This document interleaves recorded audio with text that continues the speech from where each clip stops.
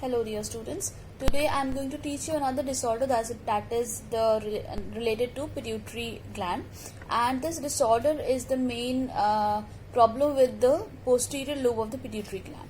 Okay, so here in this condition is very common, you must have heard about it, and it is called diabetes insipidus. Okay, so diabetes insipidus, it is a disorder of the posterior lobe of the pituitary gland. So in this condition what happens is that the hormone produced by the posterior lobe of the anterior pituitary gland, that is the ADH. ADH means antidiuretic hormone, or it is also called vasopressin. So that hormone is not adequately produced by the posterior lobe of the pituitary gland, and this is why it shows some symptoms in the body because of the inadequate production of ADH. ADH is antidiuretic hormone. So this hormone is produced by which lobe of the pituitary gland?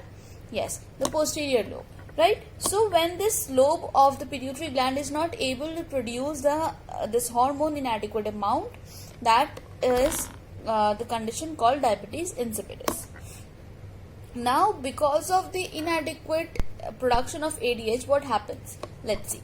So ADH is the hormone that allows the water to retain in the body, so that not much of the water is lost from the body. Okay, so the blood is getting the filter. The blood gets filtered because of kidney. In kidney, the filtration of the blood takes place. So from there, the excessive amount of water is removed from the body. Now, in order to maintain an adequate amount of water in the body, there is a requirement of hormone, that is ADH hormone, to keep some certain balance of water in the body by restoring it or by retaining it in the body. But when this hormone is not adequately produced, what will happen?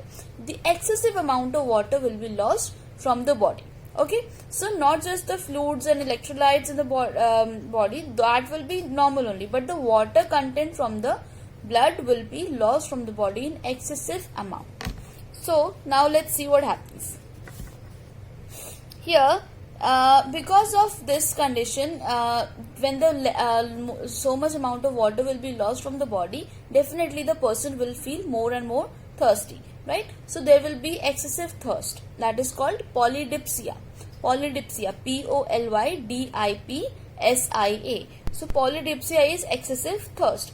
Then another thing, then when we are taking so much of water intake, then excessive amount of fluid again will be lost from the body. So how much ever fluid we take, the more and more amount of water will be lost from the body. So there is excessive amount of water in the urine. Okay, so that is why the urine that we are producing in diabetes insipidus, it is very much dilute. That means these content of the urine, that may be containing some electrolytes. Okay, so all those things will be very much less in the body, but water content of the urine will be excess. Okay, so this is why the concentration of the urine will be very less. This is why there will be dilute urine. Okay, so that these are the main things that will be there in the patients with diabetes insipidus. Then how this condition can occur, let's see. So basically, since we know that it is related to the pituitary gland problem, right? So whenever there is any kind of injury that is affecting the pituitary gland, any injury in the head, the brain, or any infection, any trauma, or any surgery, okay, so because of such conditions, such problems, it can lead to diabetes insipidus. Or also if there has been any radiation to pituitary gland, that will also it will also be affecting the functioning or the production of the ADH from posterior lobe of the pituitary gland. So this is why diabetes insipidus can occur.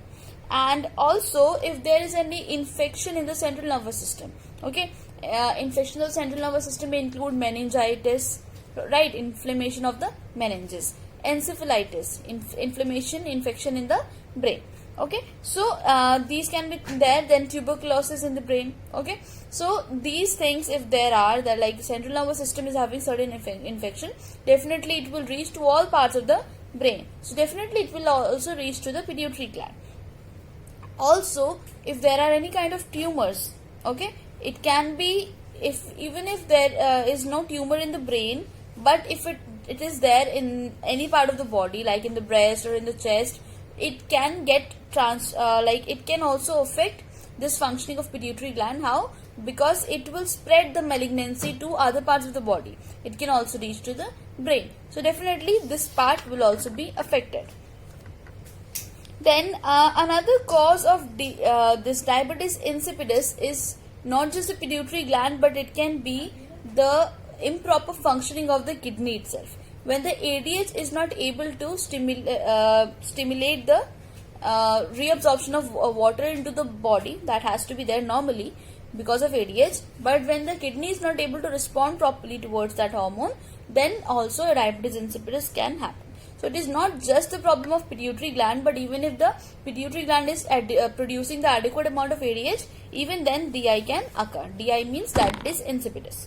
Now, when how will it be responding? Now, the renal tubules, where the reabsorption of water takes place, those renal tubules will not be responding properly to the ADH. Okay. Then, if there is a condition in the kidney, or there is a problem with the kidney because of which the renal tubules are not able to respond to the adequate amount of ADH, what all conditions can be there? Let's see. So those conditions can be hypokalemia. Okay, hypokalemia means what? Yes, less amount of sodium in the blood. So hypokalemia can be a problem. And then hypercalcemia. Hypercalcemia means excessive amount of calcium in the body. Okay, so when such conditions, such levels of electrolytes are there, sodium is less in the body, potassium. Hypokalemia means potassium is less in the body, right? So potassium is less in the body, sodium is excessive in the body, because of which the more and more water is there in the body, and then it is being lost also from the body. Then hypercalcemia means excessive amount of calcium in the body. And also because of certain medications such as we have lithium, then some antibiotics like declomycin we have. So these kind of medications may also have an effect over the kidneys that makes it difficult to respond towards the normal amount of ADH. Now you should not be confused with diabetes mellitus and diabetes insipidus. Diabetes mellitus is a metabolic disorder in which there is excessive amount of glucose in the blood. Okay, that is a different condition. That is a metabolic disorder. Okay, and it happens because of problem with the insulin. Okay, or it can be a problem with the production of the insulin or the action of the insulin. So it is a metabolic disorder. But here we are talking about diabetes insipidus. This is the problem with insufficient or inadequate production of ADH, or if the ADH is not able to effectively affect the kidneys in restoring the water in the body. Okay, so these things can be there. Then let's see what all clinical manifestations will be there with diabetes insipidus. Now when the ADH is not stimulating the reabsorption of the water in the body, definitely there will be excessive amount of urine passed throughout the day.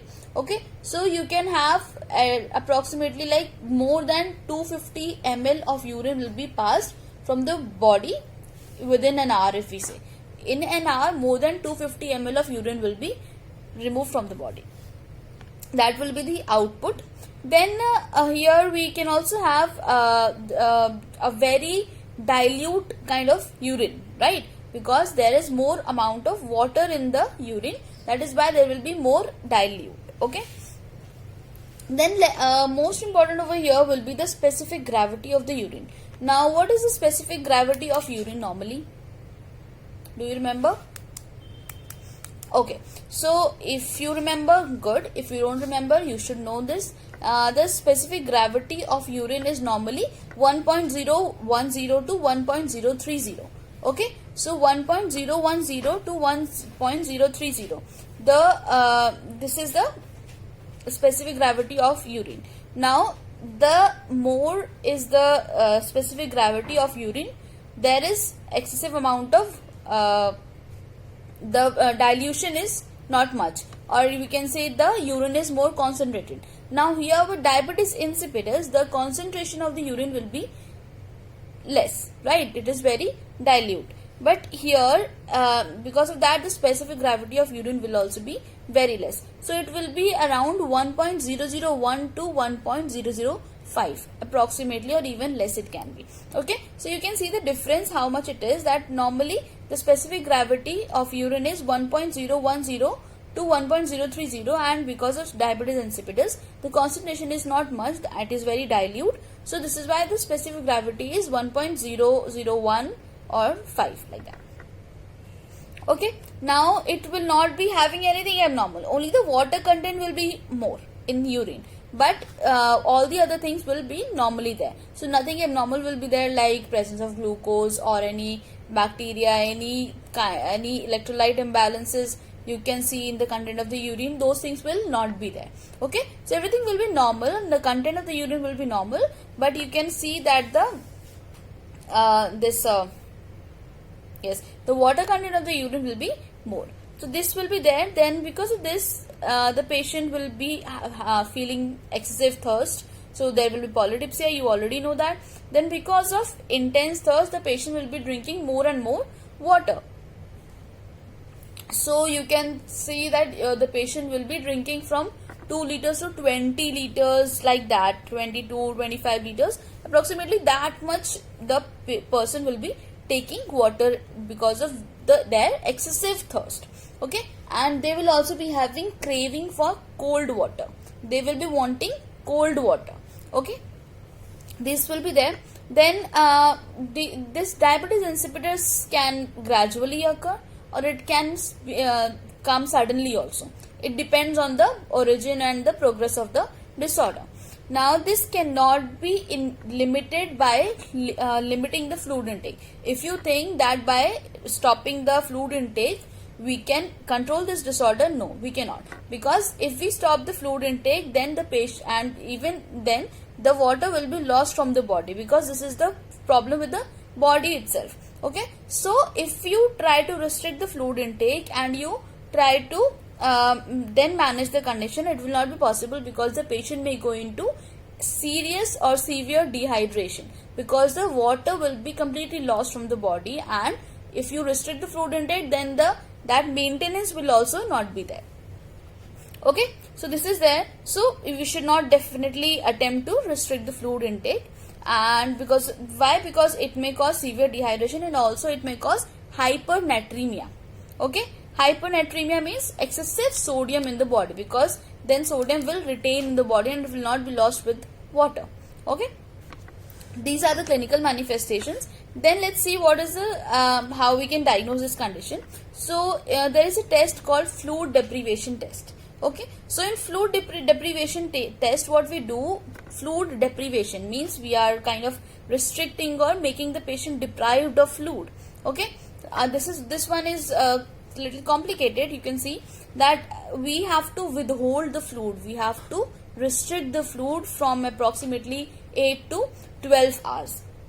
Okay, so we have to like approximately, either you can restrict the fluid from 8 to 12 hours, or until the weight of the patient, approximately 3% to 5% of the patient's body weight is lost from the body. Until then we will restrict the fluid. Okay, that is there. And also with that, throughout this procedure, when we are restricted the fluid intake to the patient, we have to continuously monitor the weight of the patient. So we get to know that what are the changes in the weight of the patient. Then along with that, we'll also go for the plasma studies and urine osmolality tests. So we'll go for the plasma test and the urine tests, and in there we will be seeing for the osmolality of the urine and the plasma. So these tests, the plasma osmolality test and urine osmolality test, these will be done in the beginning of the test and at the end of the test. So when you just start to restrict the fluid intake, and then when you are planning to stop it. Okay, like retain करना ही बंद कर रहे हो, जहाँ पर आप test and कर रहे हो वहाँ पर आप वो टेस्ट करोगे. Okay, now if the person is not able to increase the specific gravity, and the osmolality, definitely we have a condition of diabetes mellitus. So because of this, even if when you have restricted the fluid intake and the patient is not able to maintain the osmolality of the urine and the plasma, then definitely this is the condition of DI. Okay. Then you will also see in the urine that there will be low specific gravity of the urine, 1.001 to 005, that you can see. Then sodium levels in the serum will be elevated. Okay, because water is so much lost from the body, but sodium is still there in the body in excessive amount. Now the patient's condition needs to be monitored frequently during the test. Obviously we have to monitor, and then we have to see for any signs such as weight loss, excessive weight loss. Okay, 3% to 5% is not much. Okay, it won't affect much. Okay, but we have to see for excessive weight loss suddenly because of the fluid restriction, and then we have to see if the patient experiences tachycardia. Okay, and also if the patient has a fall in the BP, the hypertension develops. So in these conditions we'll have to definitely and immediately stop this test, and we have to give water to the patient. So this is the thing, if during this fluid deprivation test you have the patient experiences this hypertension or tachycardia or excessive weight loss, then you have to stop the test. Another some diagnostic procedures include here we can check the ADH level in the plasma. Okay, then you already know plasma and urine osmolality test, and also we have this desmopressin therapy. Okay, desmopressin therapy we can do. Desmopressin is synthetic vasopressin, like artificial vasopressin. Vasopressin is ADH. Okay, so you can use this synthetic or artificial ADH hormone that is in the form of desmopressin. Okay, so you can we can try with this if the patient is able to maintain the fluid level in the body or restrict the retain the fluid in the body because of this synthetic desmopressin. Then we can make sure this is the problem with ADH only. Then IV infusion of hypertonic saline solution. If we infuse hypertonic solution of saline, okay, that will also help us in diagnosing diabetes insipidus, because it will increase the level of the sodium in the body, but it will not be lost from the body. Then if diagnosis is confirmed, and if we are sure that there is a problem of diabetes insipidus, but the cause is not very much adequate or we are not sure, then we can go for checking for the tumor that may be causing this condition. Okay, so these are the diagnostic findings how we can find. Now let's see what are the medical management or how we can manage this condition. So basically there are certain objectives of the therapy of therapy for diabetes insipidus. There are certain points, the objectives. First one is to replace ADH. We have to replace the ADH hormone in the body. It should come back to normal.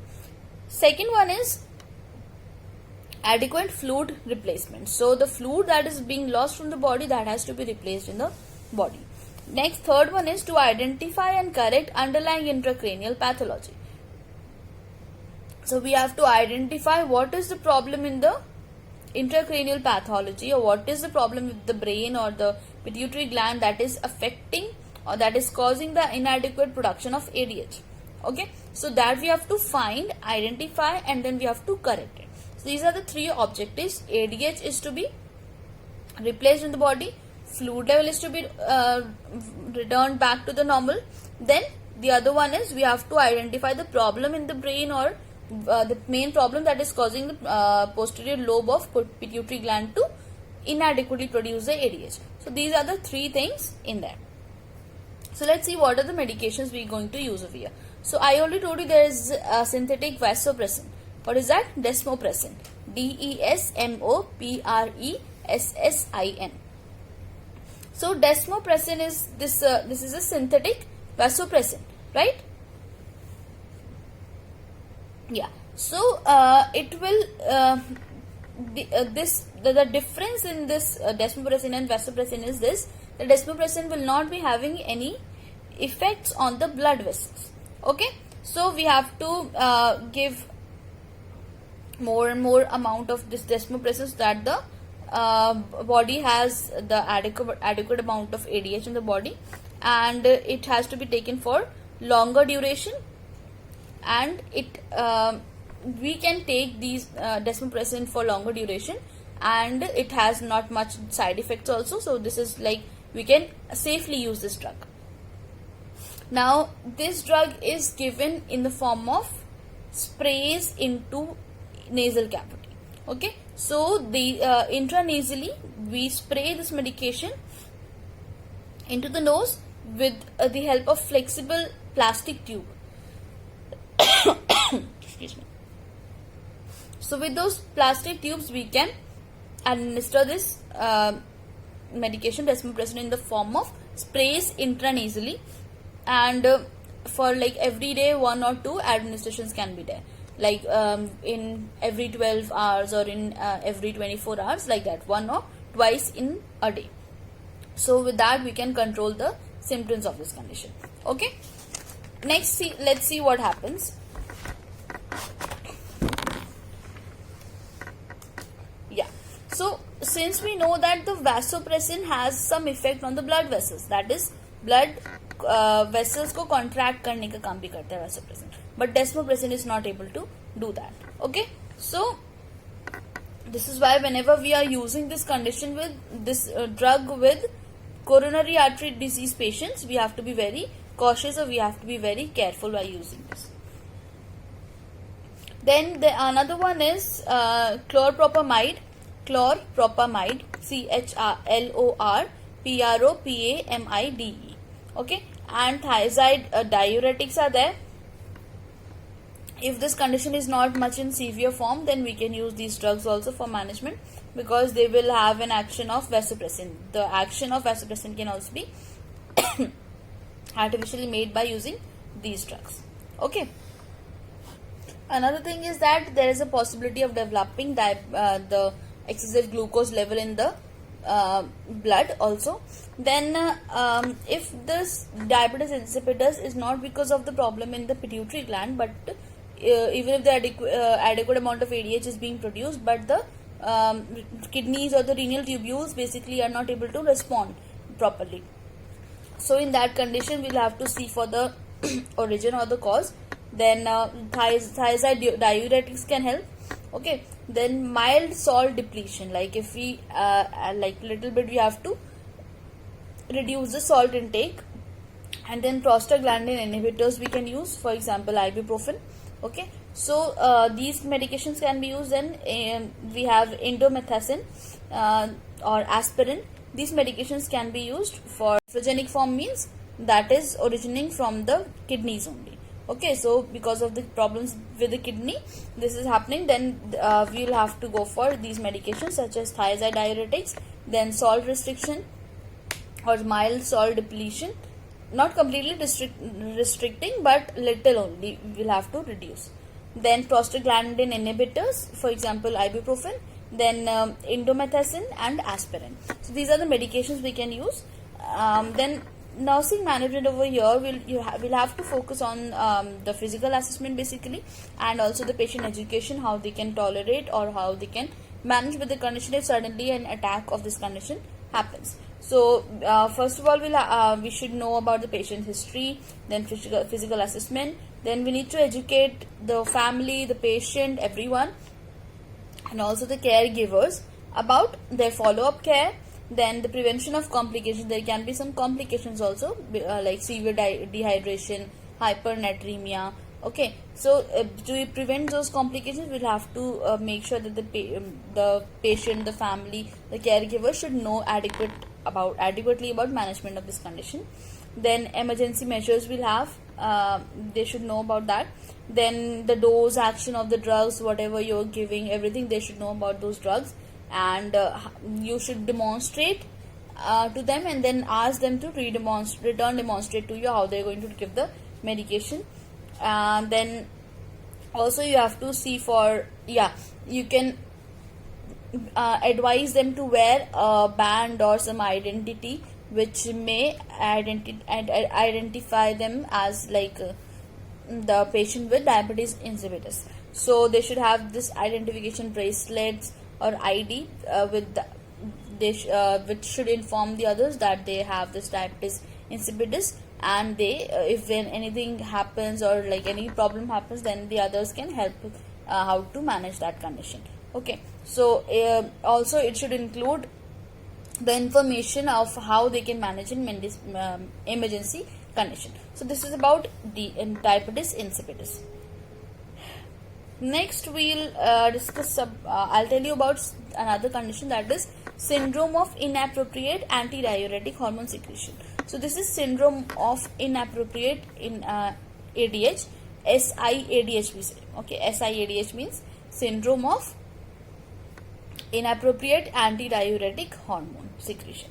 Okay, so SIADH this is, and this condition is basically that here this is also the problem with pituitary gland. Here ADH is excessively produced in the body or from the pituitary gland basically, and even if the serum osmolality is normal or less than normal, but here this ADH is excessively produced. Now patients will not with this SIADH, they will not have dilute urine. Okay, because ADH is excessively produced, but and they will not have any dilute urine because it will be more concentrated, and they will be retaining the fluid in the body. So when the when this ADH will be more, because of ADH, when in DI ADH was less, so excessive amount of fluid was being lost, and here ADH is more, so more amount of fluid will be staying in the body. So retaining of fluids will be there, and sodium deficiency will be there. Okay, sodium will be deficient in the body. So this kind of condition with sodium is less and the fluid is more in the body, this is called dilutional hyponatremia. Dilutional hyponatremia, DILUTIONAL, dilutional hyponatremia. Here SIADH is not obvious, is not like it is not the condition with endocrine problem. Okay, it is actually something that we've already studied. This is about the tumors that are formed and they start to produce ADH. They are not endocrine in nature, they are just tumors in some other parts of the body that have an ability to produce ADH. Okay, so these are non-endocrine origin. They are not developed in the gland itself or in the endocrine gland itself, but they are the overgrowth. Now like for example any cancer or bronchogenic cancer or bronchogenic carcinoma is there. Because of that there can be this production of ADH. Now these lung cells, these malignant lung cells will be producing ADH over here. Okay, and then it can also happen because of the disorders of the central nervous system. If the central nervous system has any problem, for example any head injury, any surgery had been done, any trauma, any infection, if there is anything such as that, that may also stimulate the pituitary gland to excessively produce ADH.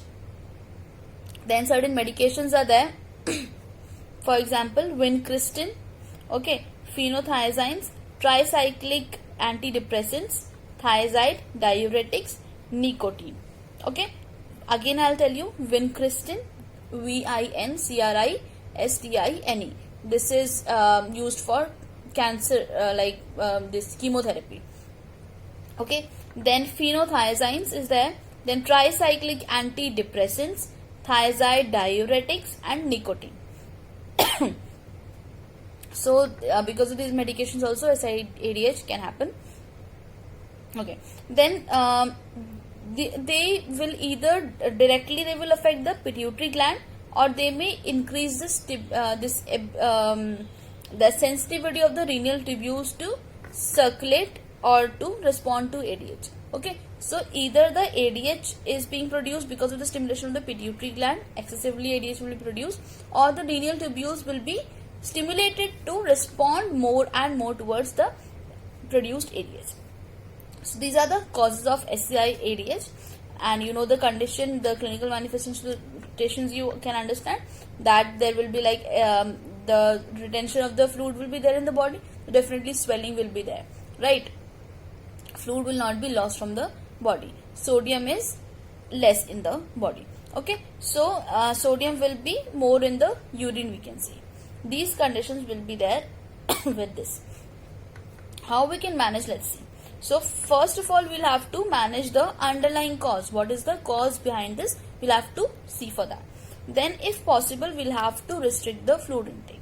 Okay, definitely if possible only, then we'll have to restrict the fluid intake. And here since the fluid will be lost very slowly from the kidneys, so how if we restrict the fluid, gradually the fluid, even if it is very slow, the fluid will be lost from the body very gradually. Extracellular fluid will become lesser and lesser, and the serum sodium concentration will gradually increase. Okay, so you understand that when first we have to restrict the fluid intake, then what will happen? It will come down, the level of the fluid in the body will come down, the extracellular fluid will also come down, then the sodium level will start to increase gradually. This will be there. Then we can use some diuretics such as furosemide or Lasix, you know that, right? Furosemide you can use, and that is along with the fluid restriction. This is this management will be giving if there is severe hyponatremia. Okay, being a nurse, you will have to go for nursing management. So these things will include the close monitoring of fluid intake and output. You have to closely monitor the fluid output and intake, fluid intake and output both. So that will be there. Then daily weight you'll have to check. Then urine and blood biochemistries. Then also the neurologic status. These things you'll be focusing on for the patients who are at risk of SIADH, and those who are having that, definitely उनके साथ तो आपको manage करना ही होगा. Along with that, you can have some supportive measures, and whatever procedures you're doing or whatever treatment you're giving, you will have to explain everything about that to the patients. So these are the things that you have for SIADH and DI. This is all about the conditions related to the pituitary gland. And in the next class, we'll be studying about diabetes mellitus, and that is very, very important for you to understand. So study well, and all the best.